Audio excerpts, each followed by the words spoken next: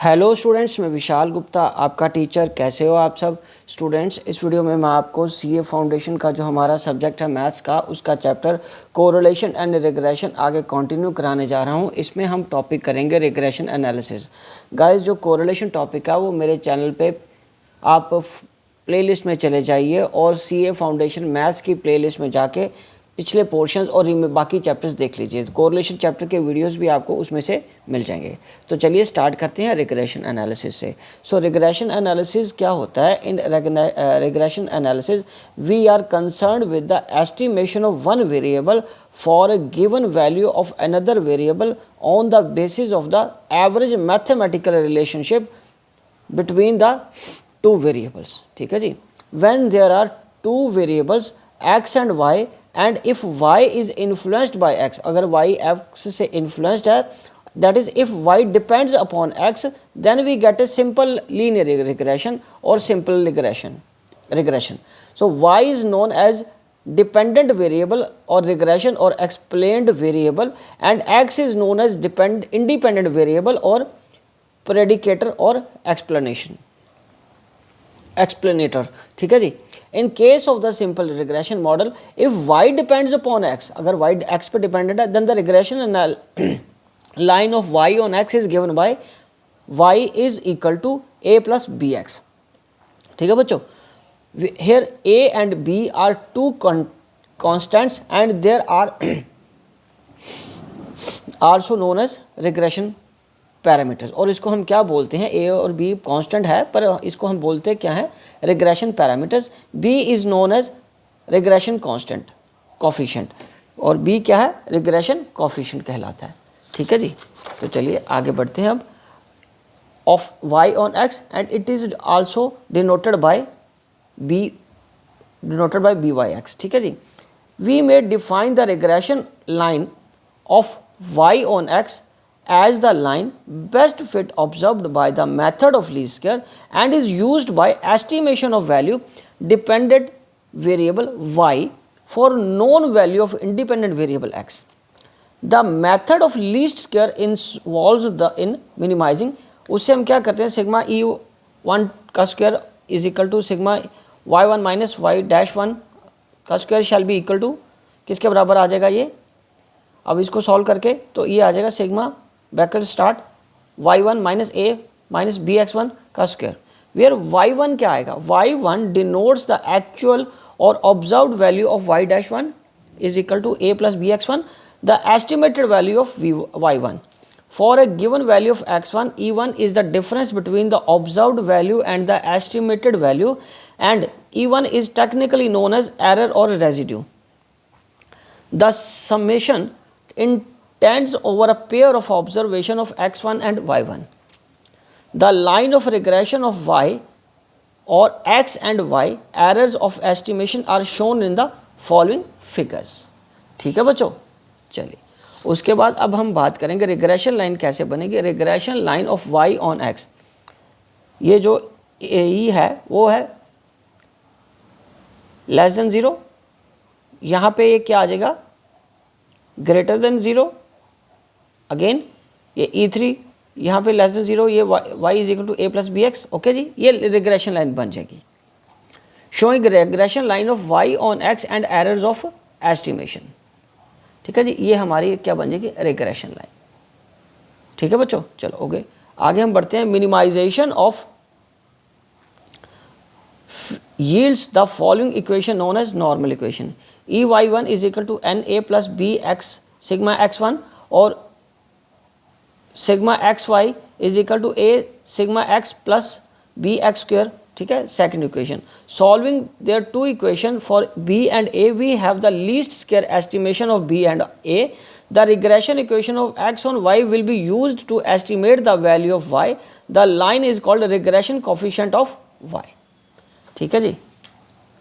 चलिए उसके बाद methods of obtaining regression line.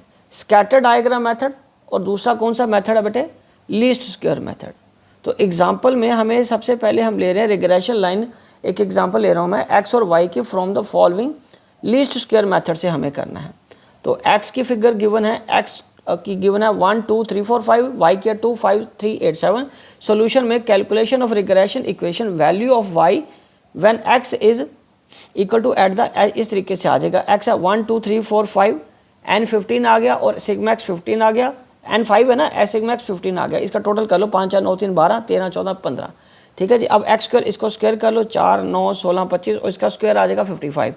अब वाई वैल्यू है 2 5 3 8 7, स्क्वायर आ गया 4 25 9 8 का 64 और 7 का 59, ये 151 आ गया।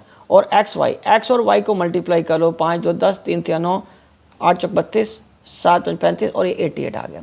अब हम इसको क्या करेंगे स्टूडेंट्स, अब हम इसको इक्वेशन को यहाँ पे इसमें पुट ऑन करेंगे। Regression equation of Y on x, इसमें आएगा x is equal to a plus b y. The normal equations are sigma x is equal to N A plus B sigma y, sigma x Y is equal to a sigma y plus B sigma y square. Substituting the values we get 15 is equal to 2a plus 25b, 88 is equal to 25a is equal to 151b, ठीक है जी। अब multiply कर देना, क्योंकि इसको मैं multiply करूंगा 5 से, तभी दोनों में से कोई एक कटेगा, क्योंकि ये तो इससे मल्टीप्लाई हो नहीं रहा, ये 5 से मल्टीप्लाई कर देंगे। So multiply equation 1 by 5 and subtracting it from 2, 2 से डिवाइड सब्ट्रैक्ट कर देना, तो ये 25a आ जाएगा। 5 को इससे मल्टीप्लाई करोगे तो ये 125 बन जाएगा, और 5 को 15 से मल्टीप्लाई करके 75 आ जाएगा। और ये उसके बाद नीचे आपको पता साइन चेंज करके ये 25 से 25 कट गया, 26 b 13 b 26 और ये b.5 आ गया, ठीक है बच्चों। चलो अब हम आगे बढ़ते हैं। Putting the value of b in equation 1, 15 is equal to 5a plus 25 into 0.5, 15 is equal to 5a plus 12.5, 5a is equal to 2.5 और वो कट के ये हमारा ये इक्वेशन बन जाएगी, ठीक है जी। x is equal to 0.5 plus 0.5 y आ जाएगा, ओके। अब हम उसके बाद बढ़ते हैं अगली एग्जाम्पल पे। अगली एक और एग्जाम्पल ले रहे हैं हम, second example. Obtain the regression and equation of y on x by using normal equation method for the following data. Following data के लिए क्या है, x का 1 2 3 4 5, y का 9 9 10 12 1। Also estimate the value of y when x is equal to 10। Calculation of regression analysis equation of y on x। x का 1 2 3 4 5, y का 9 9 10 12 11, ठीक है जी। अब इसको हमने स्क्वायर कर लेना, पहले मल्टीप्लाई कर लेना, 18 30 48 55, ठीक है। इसका टोटल आ गया 160, और x का स्क्वायर कर लेना हमने 1 4 9 16 25। तो अब रिग्रेशन इक्वेशन कैसे लगाएंगे y ऑन x की, y is equal to a plus B X, and two normal equation क्या बनेंगी, sigma y is equal to N A plus B X Y, और sigma x Y is equal to a sigma x plus B sigma X square, ठीक है जी। तो ये हमारे ये equation बन जाएगी। पिछले क्वेश्चन में हमने क्या किया था, x को फाइंड किया था, अब इसमें हमने क्या करना है, y को फाइंड करना है, ठीक है जी। हमें इसमें क्या करना है, y को फाइंड करना है, इसलिए सिग्मा y स्क्वायर की हमें ज़रूरत इसमें नहीं पड़ेगी, ठीक है बच्चों। इसमें हमें सिग्मा y की ज़रूरत नहीं पड़ी, ओके जी। चलें आगे बेटा।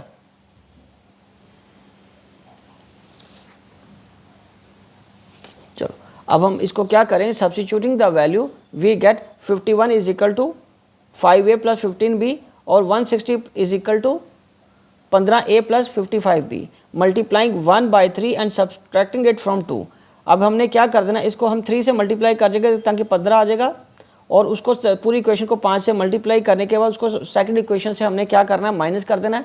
ये मल्टीप्लाई करके ये उसके साइन चेंज करके ये 7 is equal to 10b, b is equal to 7 by 10 and b is equal to 0.7 आ गया। So putting the value in equation 1, b की वैल्यू हम पुट इन कर देंगे इक्वेशन 1 में। b की वैल्यू है 0.7, उससे 0.7 मल्टीप्लाई करके अब 10.5 आ जाएगा, और इसको हम इधर माइनस कर देंगे, ये 5a रह गया, और a की वैल्यू हम कर लेंगे कैलकुलेट 8.1। तो 8.1 कैलकुलेट करने के हैंस द रिक्वायर्ड हमारी ये आ जाएगी। और फॉर x 10 है यदि, तो x की वैल्यू y में पुट करके हमारा ये y कितना आ गया, 15.1 आ जाएगा। x की वैल्यू यदि 10 है तो y is equal to 8.1 plus 0.7 और 10, ये 15.1 हमारी किसकी वैल्यू आ गई बेटा, y की, ठीक है जी। तो इसी के साथ ये टॉपिक कंप्लीट होता है यहीं पे। आई होप कि आपको अच्छे से समझ आ गया होगा।